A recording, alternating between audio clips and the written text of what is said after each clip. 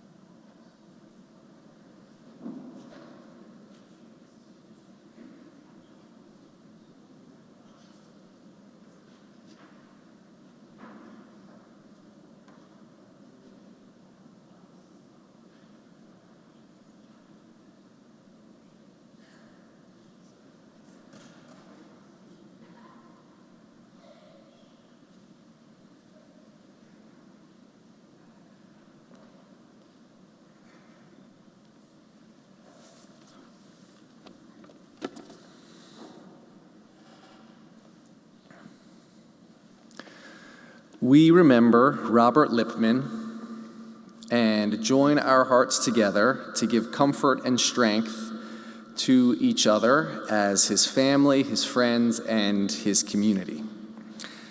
And I want to extend condolences to everyone, but in particular to Bob's family, to his wife of 56 years, Betty, to his children, Philip, Ed, and Laura, his daughter-in-law, Michelle, his son-in-law, Michael, and to Bob's grandchildren, Madison, Megan, Jack, Katie, and Elizabeth.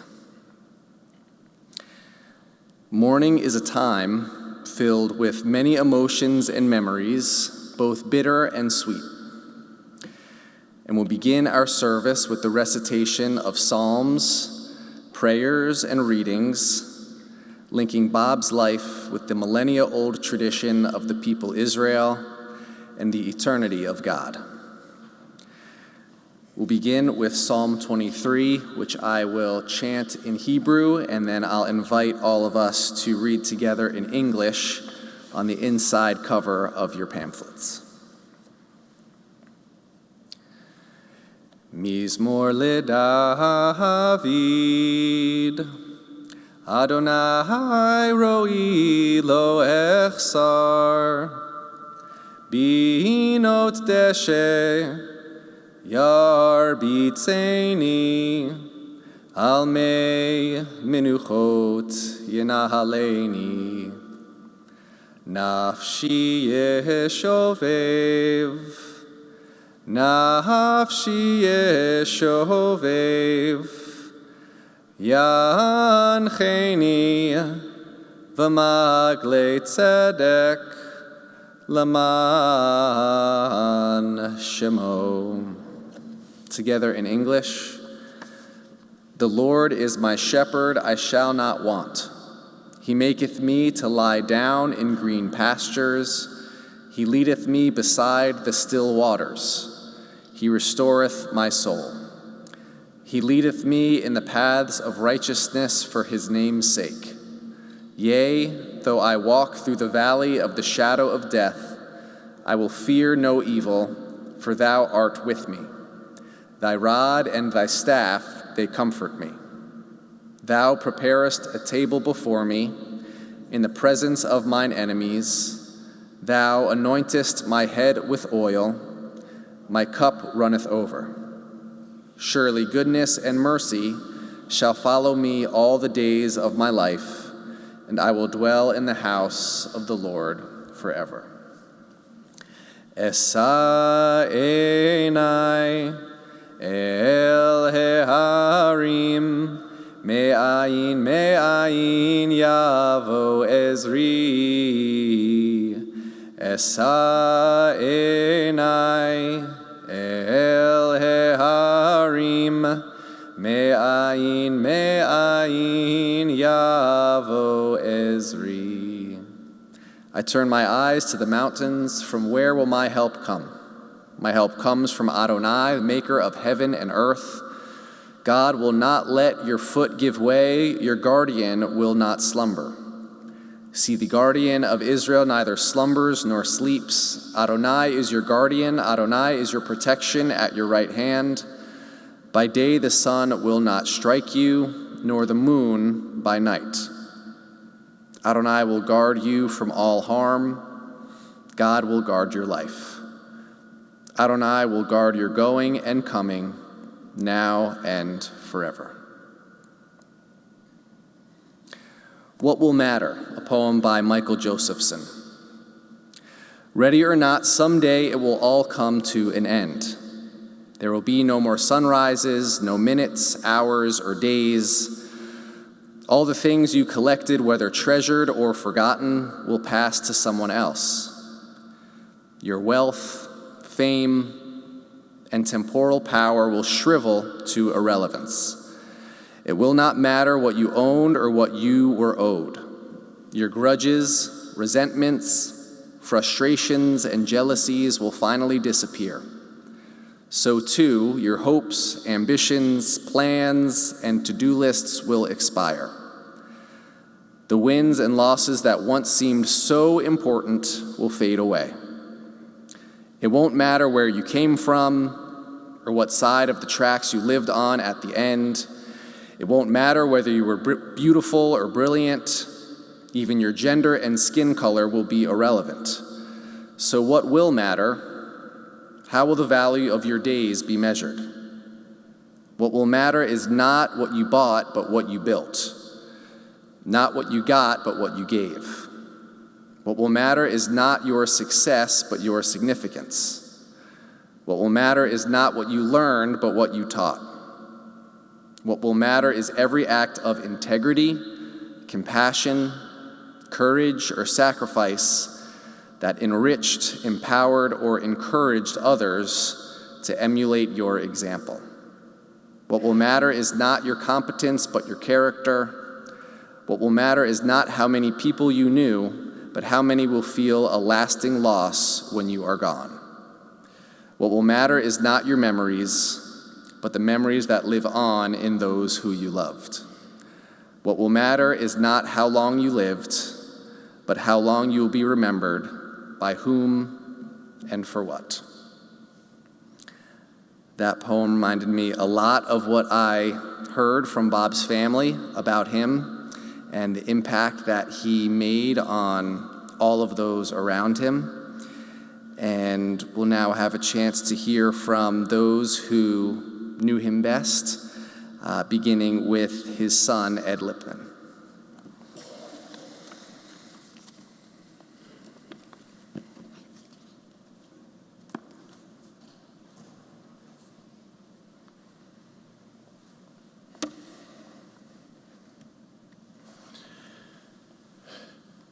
He was my buddy, really everybody's buddy. We were permanent heart partners. We understood each other. They say I was his favorite. He had 3 pictures in his wallet, and apparently all of them were of me. But I'm sure if there was a spot for a 4th one, all of you would be there too. He never shared this with me, but others noticed, and he loved everyone and went out of his way to please all of us. When I was little, my brother Phil, me, and my cousins Rachel and Matt were taken to the convenience store to pick up candy or a comic book. I'd spend about 20 minutes perseverating on which one to pick, and eventually he would say, "Eddie, it's time to go." So I'd settle on a licorice whip because I like forming knots with them, or get a marathon bar because it truly tasted the best. My cousin Rachel used to run to him and request bike rides right when he came home from work in his 3-piece suit. He would stop whatever he was doing, put her on the handlebars, and just ride. My brother Phil and I like kites. My dad once strung about 5 rolls of string together, so the kite soared at least 1,000 feet and probably 2,000 feet, clearly a danger to nearby aircraft. When it was time for dinner, we tied it to the mailbox in front of our house, and it was so high it just stood there until we brought it down. I tried to repeat this in later years, and I have an awful lot of kites, but I never could. He went to all of our games. It didn't matter if I struck out or dropped another ball in the outfield, or if they had to travel, like for soccer with Laura. He went to absolutely everything he could, and pretty much that was every one of them. I can't recall him missing anything. He loved Monopoly and Sorry, and he played those as a kid. He would have the neighborhood kids come over, and they would play the games. There were also one of the few people on the block who had a television, so at the time people would congregate there. Perhaps because of his practice as a kid, or perhaps just ingenuity, he would win pretty much every time in Sorry. It wouldn't matter how many people could gang up against him. He would confidently tell everyone that it's not just a game of chance, and he would show that he was correct time after time. He could be frustrating, although a lot of that was when he was older. He was quite, some examples, he was quite the chef, and when my mom went to business school at night, he was in charge of dinner. He mostly made us chicken. His recipe included dill and any other random spices he grabbed off the spice rack. At one point, I counted 14 consecutive days with chicken. In the end, I could not eat the stuff for decades. We got through it, though. On one of our trips to Hawaii, he was in his early 70s, and he knew how to swim. He had done so many times before, even relatively recently. We convinced him to sit in a kayak, and he floated into waist-high water. He panicked, and I had to retrieve him with Mike, I believe. He just wouldn't paddle or simply get out of it. Or when he got older, I would beg him to use his stepper that Laura bought him. He used it for a while, and he noted that it made a difference. He was much more steady when he walked. But in the last few years, he did not. And when I would ask him, or even beg him to use it, he would admit that, yes, I'd probably do better if I did use it. And then I would ask him, so will you use it? And his response was, no. At least he was honest. He was enlisted at one point to distract my daughter Madison so that my wife Michelle could finally wash her favorite toy, lammy pie. Everyone was over for some sort of birthday or event, and he took Maddie around the entire house and gave her pretty much a tour of everything. He was the perfect accomplice until, in the end, he brought her to the laundry room, where she saw Lammy in the washing machine with just a few minutes to go. And all Maddie could say was, wound and wound. Lammy goes wound and wound. He was afraid of doctors, so we knew when he told us he had to get something evaluated or treated, like a pituitary tumor or his melanoma of his eye, it wasn't good. But he was able to fight it for over 25 years, and we had countless memories as a result. There was an endless sweetness about him. He really would not fight with anyone. He never called anyone names. I mean, he called my sister Laura my little monkey. And to be honest, I think she is a monkey. It was no big secret, but my mother wasn't necessarily fond of her mother-in-law, and on many times her complaints were similar to what her mother, Sylvia, would do. And at one point in junior high or high school, I asked my dad why he never said anything. And his answer was, "What's the point? I'm not trying to score points. I love your mother." He never spoke to me about comments about women's looks. He always acted as though he was the lucky one, not realizing his own value. He was worried about being a success, and he looked for the big deal. He once put together a group to purchase a company, Fairchild, which made circuit boards. He actually came in second place and was able to create a team which included an ex-president of Intel. Another time, when he worked for TTI, he got a huge order at the time, the biggest of his life. He was rewarded by being greeted by his boss in the airport, who told him to resign or he was going to get fired because they didn't want to pay him the interest. He did make headway at Harding Electronic, and he got a huge order at Motorola, which he was very proud of. He played the lottery and looked for patterns, thinking he would solve it. He didn't want these things to purchase anything fancy. He just wanted to be able to take care of all of us.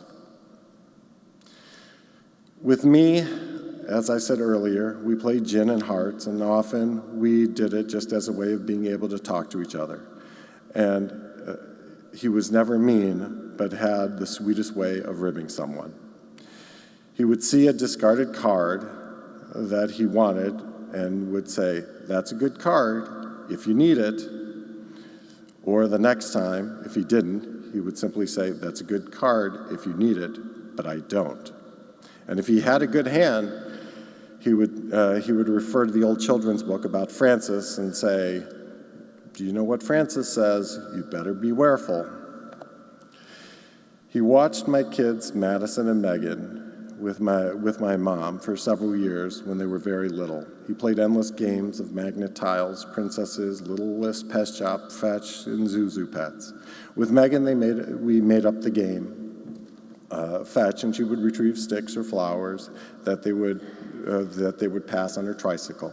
He found Megan's first best friend, Jessie. She lived down the street, and at some point he passed her in the car, and my parents pulled over and asked her age and said that he had a granddaughter that age and they should play together. They were inseparable for a number of years. He's a devoted and endlessly loving husband, father, grandfather, uncle, brother, and son. I understand logically that we are luckier than most to have him here for over 85 years. The last 6 months or so were truly horrible. But despite this, he would tell me for years, all in all, I can't complain. And so when I reflect on his life, all in all, I can't complain. Thank you.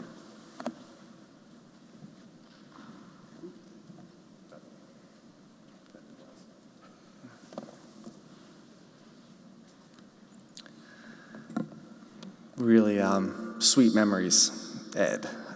And I'll now invite Madison and Megan to come forward to honor their grandfather.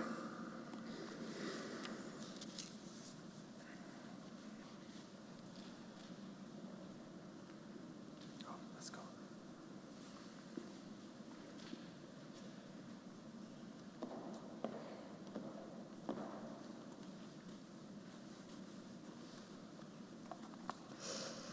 Good morning, everyone. For those of you who don't know, I am Bob's oldest granddaughter, Madison Lipman. My grandma is Betty, dad is Edward, sister is Megan, and mom is Michelle. I would like to take a second and thank everyone for coming to celebrate my grandfather's life. When I was a little girl, my sister and I were lucky enough for my grandparents to come and watch me while my parents worked. Not 1, not 2, but 3 days a week. Yes, that was a lot of quality time with Grandma and Grandpa, and a lot of Grandpa content that I could go through right now.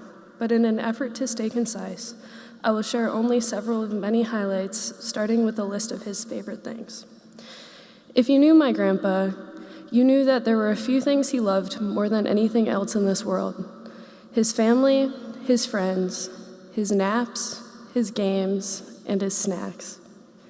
To start, for Father's Day, when we were little, my sister and I crafted homemade shirts for my dad and Grandpa. They looked just about as good as you can imagine, bubbly paint and neon colors. My dad's shirt has since taken a trip to Goodwill for another lucky dad to enjoy at an excellent discount. My grandpa's shirt, however, came with him even to the nursing home. All indigo, orange, green, and purple, I'm a fun guy of it. If that's not love on my grandpa's end, I don't know what is. Some of my most vivid Bob memories come from him taking a snooze on the couch. I would play with my grandma, but every now and again, I wanted to switch things up via grandpa. Our special thing was Zuzu pets. My guess is no one here knows what Zuzu pets are. So I will explain.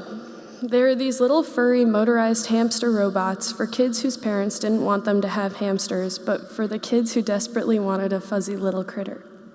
They came with a wheel and a little plastic circle house with furniture stickered on the bottom.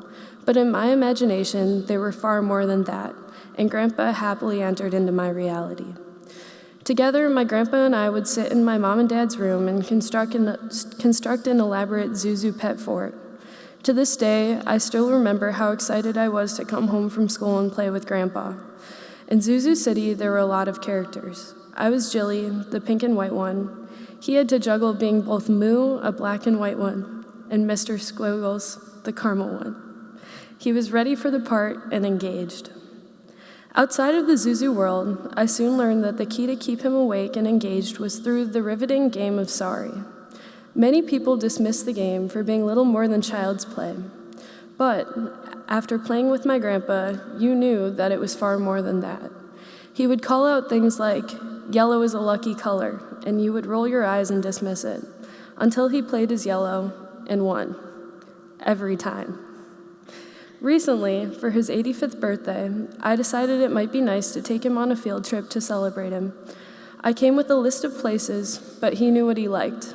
I asked him the name of the place, but he refused to tell me. Instead, he listed out a load of directions that led us to none other than the brunch cafe. Together, we shared a meal where we talked and laughed for hours on end. When we had finished, we went back to 1416 and played a game of gin together. 85 years old, and he still won with some sass. Another quintessential Bob thing is how readily he showed you that he loved your treats. It got to the point where when he would come over to watch us, he would beeline straight for the pantry to get his favorite goodies before even saying hi. M&Ms, nuts, or smoked fish. It didn't matter. Him and my sister even shared a joke where they called pistachios burpee nuts because the two of them would stuff themselves with pistachios and burp so much. On my last visit to the nursing home, I swung by with a Cubs cookie cake during dinner time. He was already in the middle of dinner when the cake came to his attention.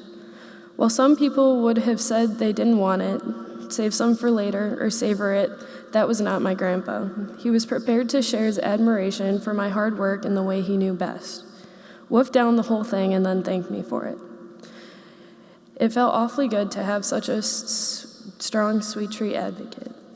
These little stories aren't necessarily about the individual things themselves that he loved, but rather how he used them as a means to convey his love and appreciation for the people in his life. In short, what Grandpa did best was to make those around him feel extraordinarily loved and thought of. He sure did that for me and my family.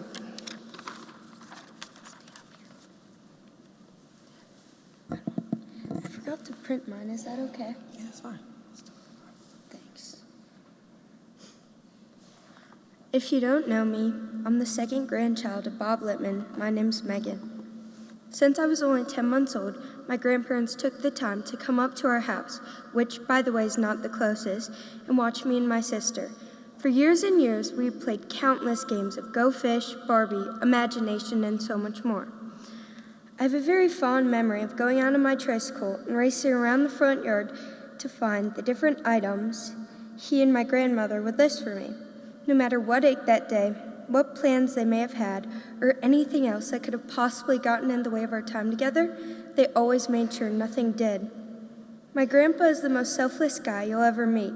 Sure, he was getting older and increasingly sore, as I imagine, but he never failed to put me and my sister first.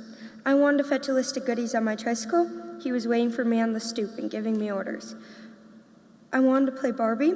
He was already on the ground ready to play. I wanted to go to the park, but his shoes were on. These are just a few of the things that he would do for me.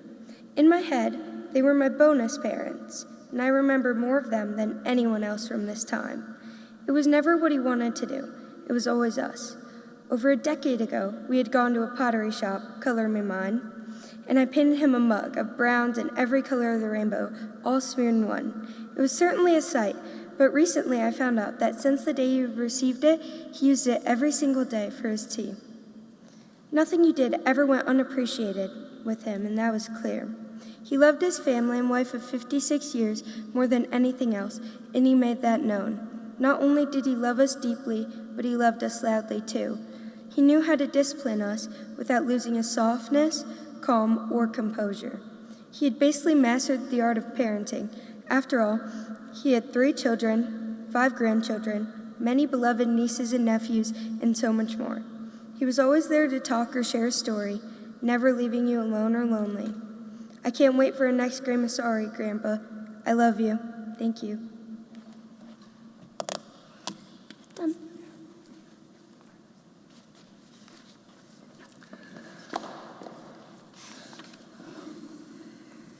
Again, really beautiful memories and words of tribute.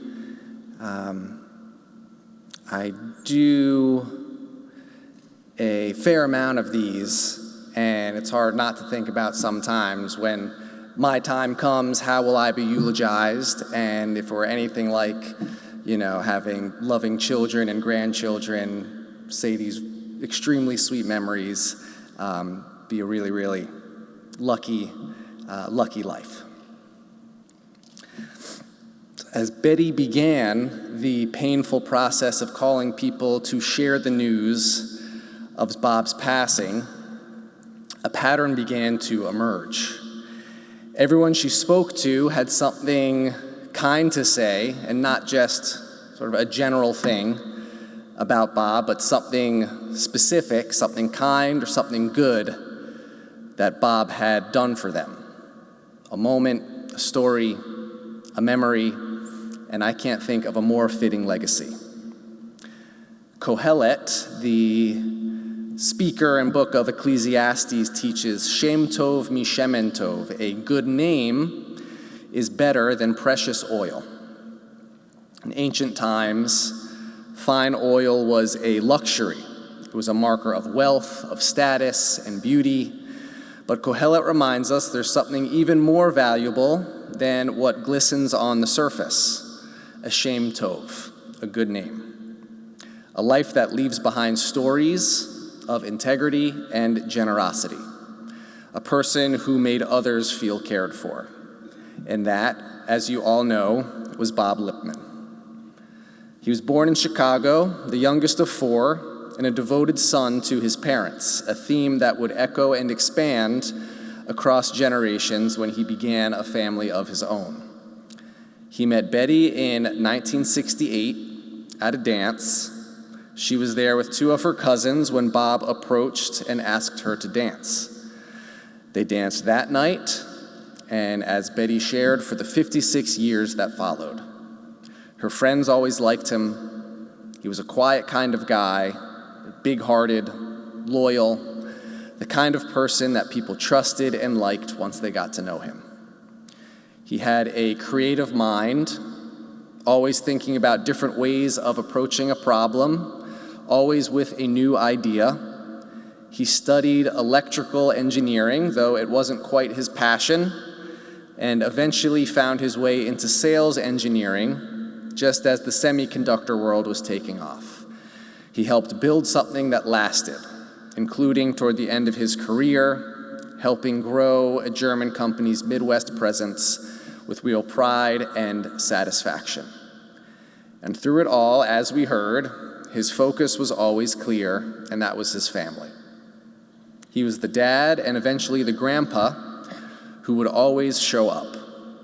He would go to all his children's games and activities, multiple children, multiple sports, with games in multiple states.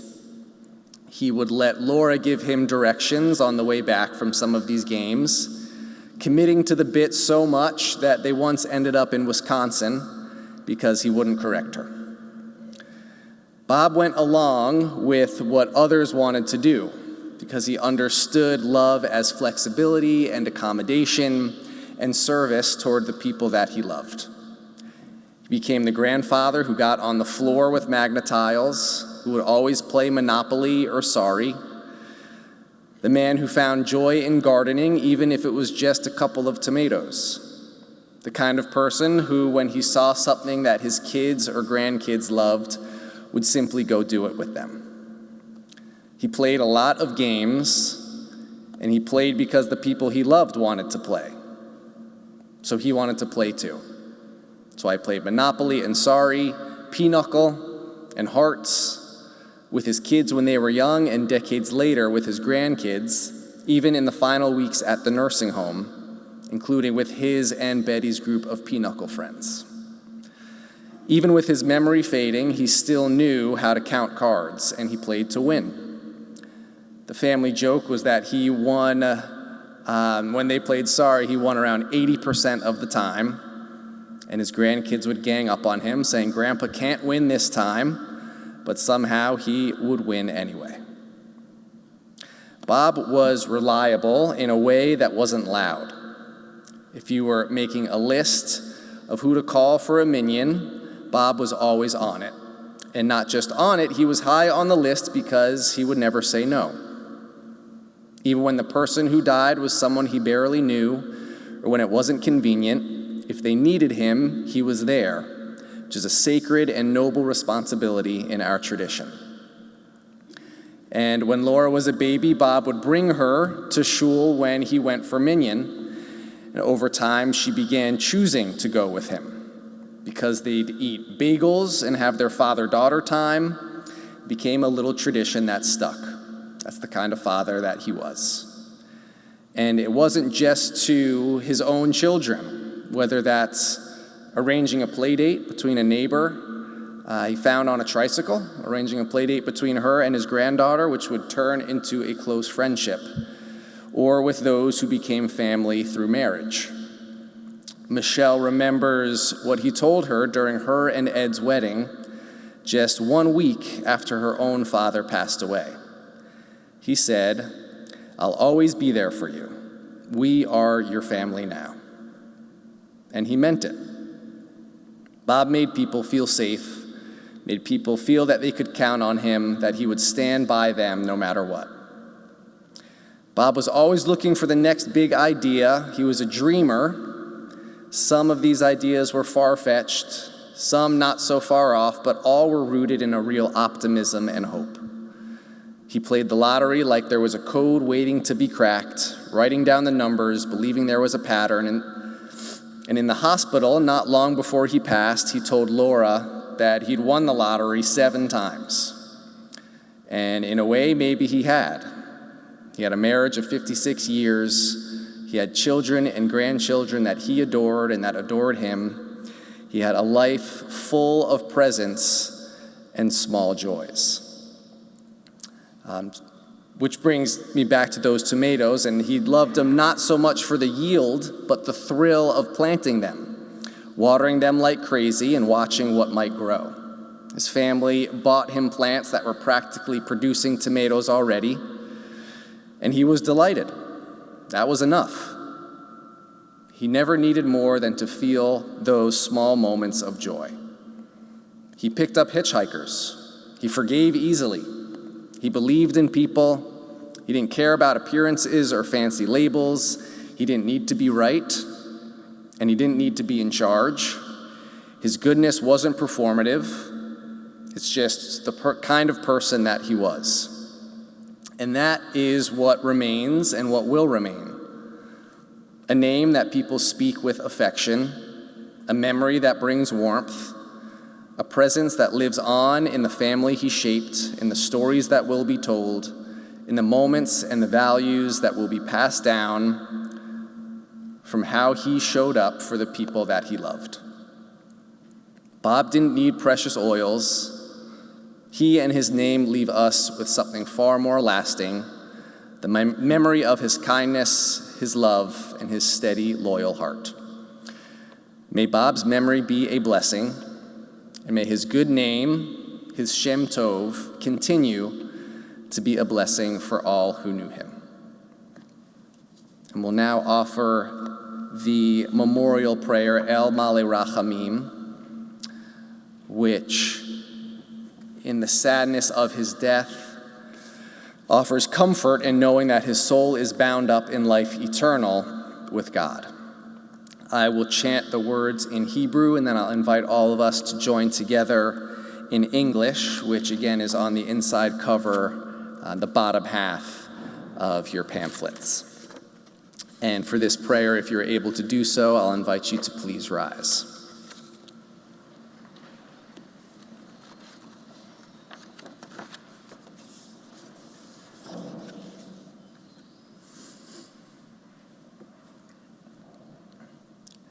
El Male Rachamim, Shochen Bamromim, Hamtze Menucha Nechona,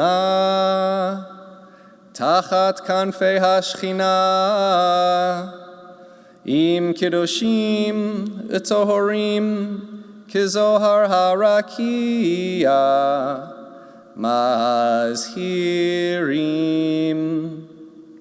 Et nishmat Ruven Shimon ben Avraham shahalach leolamo. Baal harachamim yastirehu beseter knafav leolamim. V'yitzror bitzror hachayim et nishmato.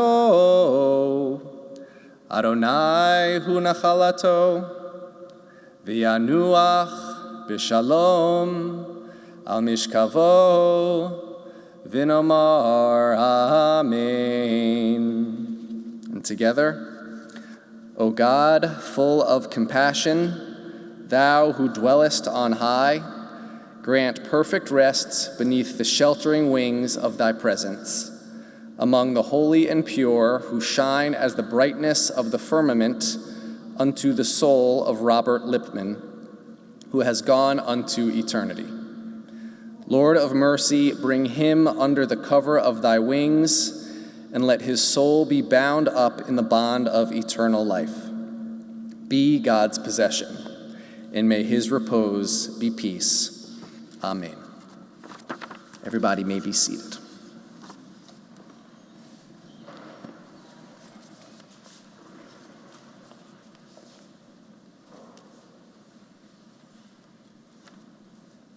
The interment will take place at Shalom Memorial Park in Arlington Heights. For those of you joining our procession, it forms in the parking lot, and please keep in mind two important safety procedures. First is to use your bright headlights and emergency flasher lights at all times during the procession, and also stay as close as safety will permit to the car in front of you to avoid large gaps in the procession. The Shiva will be observed at the Lester residence in Glencoe at 419 Greenleaf Avenue, immediately following the interment until 9 p.m. with a minyan service at 5 p.m. And then again tomorrow, Friday, they will be sitting Shiva at the Lester residence from 12 to 5 p.m. And they've asked for memorial contributions to the Wills Eye Hospital in Philadelphia, and that information is listed in the service folder you received on your way into the sanctuary. If you did not receive one, they are available as you exit. And for those of you viewing remotely, this information is on the Chicago Jewish Funerals website.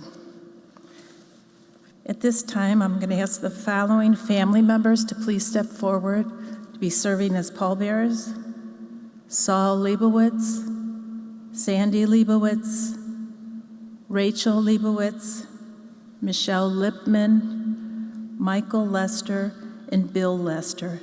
And everyone, please rise at this time as the casket is escorted from the sanctuary.